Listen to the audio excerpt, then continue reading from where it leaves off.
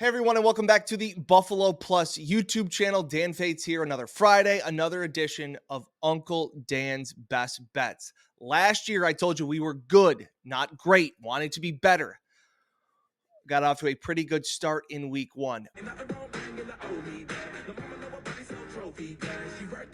5-2, including cashing our 2-unit best bet of the week. Stefon Diggs over his receiving yards on Monday night. I told you he would play big under the bright lights, and he did just that.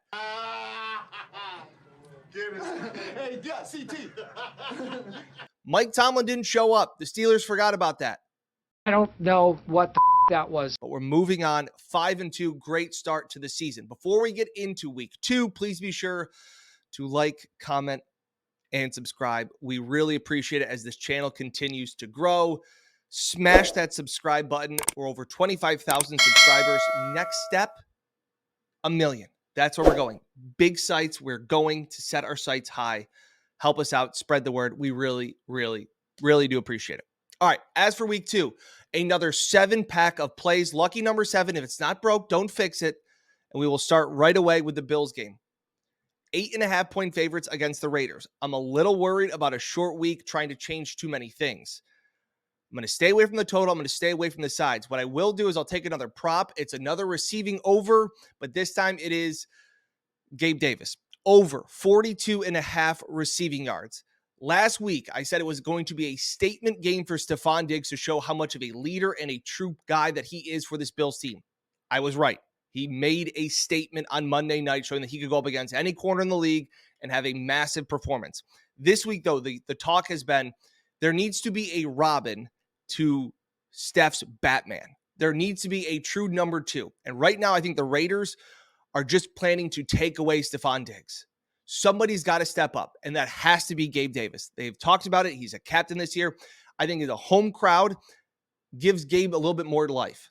I think this is a game where Gabe needs to step up. He knows this game is his time. Last week, 4 targets, 2 catches, 32 yards. He had a quiet game and still almost was over 40 yards. So I'll take Gabe Davis over 42.5 receiving yards. They need to get a number 2 option. I think Gabe Davis makes a statement on Sunday against a pretty weak Raiders secondary. I still think Steph will be fine, but I will steer more away from that, and I will steer more towards Gabe Davis. Josh making a concerted effort to make him a part of the offense against Vegas. Moving right along, some of these picks are really easy. Don't think, just throw. It worked out last week. We'll do it again. Bengals, -3. Hey, look, Joe Burrow, he's still really good. There's no panic over there.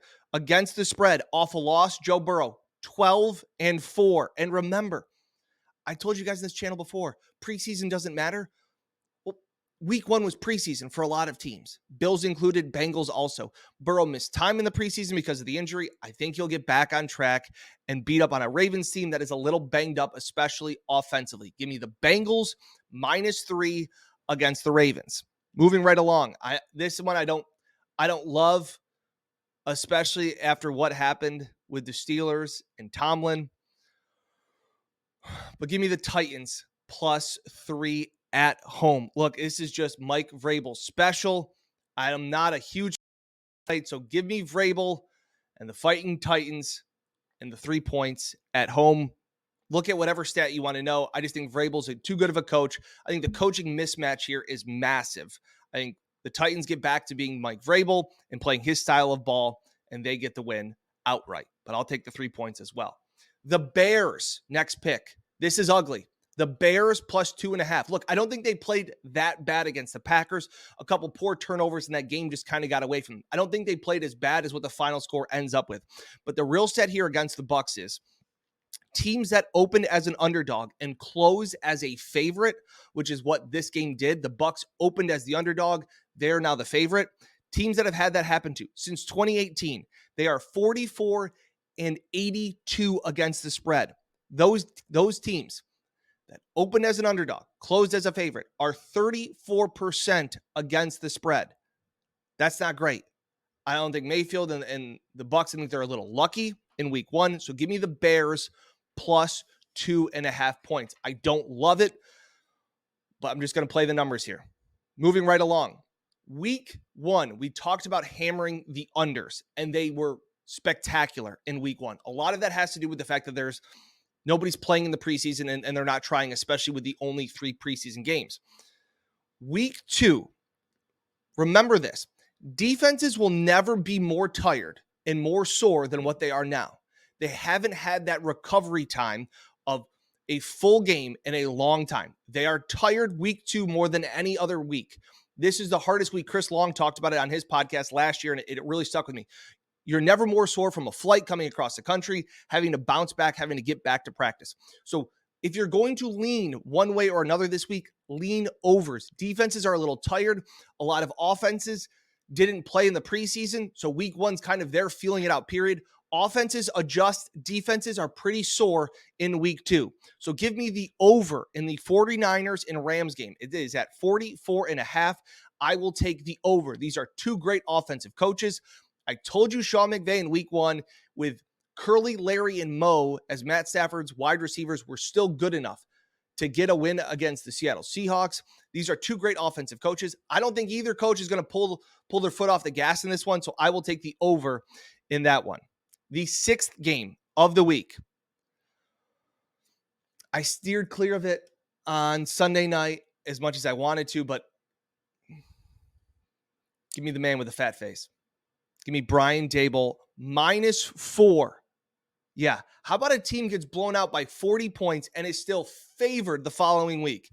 That is how good, and that's how highly I think of Brian Daboll. I've said it before. I trust him more than certain members of my family. The Cardinals stink. So give me the Giants -4. Daboll 6-0 against the spread, coming off a loss. He is a guy that says, don't let one game roll into 2. Don't let one team beat you twice. I think he gets the guys ready.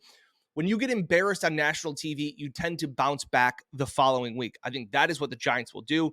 And don't be fooled by the Cardinals and their sack numbers against the Washington Commanders. Sam Howell, it wasn't that the Cardinals brought all this kind of pressure against Washington. Sam Howell just didn't know how to handle any of that pressure and kind of worked himself into a lot of sacks and a lot of bad plays. Cardinals stink. Giants may not be good, but they are a touchdown better than the Cardinals, especially with a massive, massive coaching advantage. And finally, our 2-unit best bet of the week, Lions -4.5. I am drinking the Kool-Aid on the Lions hype. I liked them last year. At times, I loved their offense. Look, this Seattle Seahawks offensive line is banged up. They will be without both of their starting tackles. They lost them at halftime. After halftime, for the Seattle Seahawks, they had 4 possessions. They went 3 and out, four plays and a punt, 3 and out, 3 and out. Aiden Hutchinson will have a field day against a really bad Seahawks offensive line. This Lions defense can get after them. In years past, they haven't been as good. They were good enough to shut down Patrick Mahomes. They will be good enough to shut down Geno Smith and the Seattle Seahawks. Talked about how the defenses are tired, teams having to adjust, Lions getting extra rest. And I know people are saying, oh, don't buy the hype. This is a classic letdown spot. Do you think Dan Campbell is going to let his guys have a letdown spot after a statement win to open up the season? Extra rest. Dan Campbell gets his guys ready at home. I love the Lions here. That's my 2-unit play of the week. Lions -4. We'll roll through them real quick. Gabe Davis over 42.5 receiving yards. Bengals -3. Titans +3. Bears +2.5. Giants -4. Over 44.5 in the 49ers and Rams game. And my best bet of the week, 2-unit play, the Lions -4.5 to improve to 2-0 on the season. 5-2 start. We'll look to keep it going. Best of luck to your bets. Like, comment, and subscribe as we continue to pick up wins. Comment in with what your best bet is of the week. Let me know as we move forward into week 2. Best of luck on your bets this weekend. We will catch you next time here. For Uncle Dan, thanks for watching. We'll catch you next time.